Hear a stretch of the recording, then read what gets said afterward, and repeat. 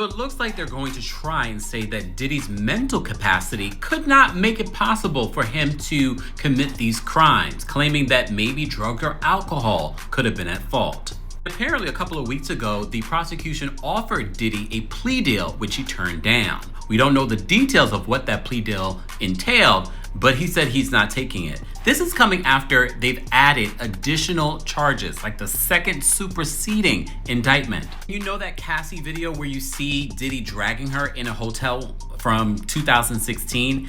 The judge says that it can be included after Diddy's defense team had been trying to have it not included. So according to People magazine, they said prosecutors recently filed a motion disputing any testimony that might show that Sean Diddy Combs didn't have, quote, the mental capacity to commit the crimes he's accused of because of the effects of drugs or alcohol.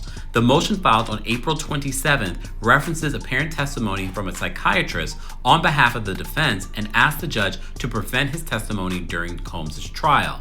As you know, Diddy is set to start trial on May 5th, where they'll start the jury selection. The actual trial will begin on May 12th. So the prosecutors in their filing said this: the notice testimony relates to the defendant's diminished capacity to form the mens rea required to commit the charged offenses. In other words, a mental condition bearing on the issue of guilt.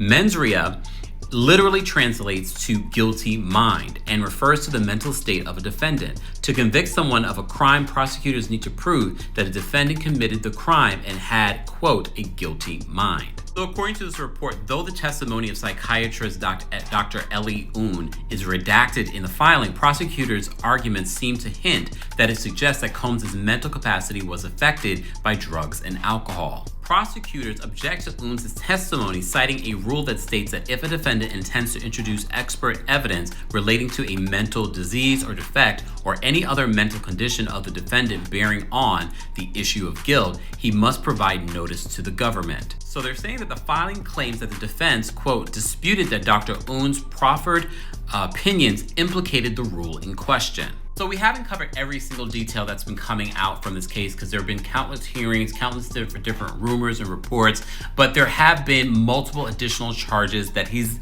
now pleaded not guilty to after his September arrest. Not only that, the prosecution in their defense even asked for a delay in starting the trial because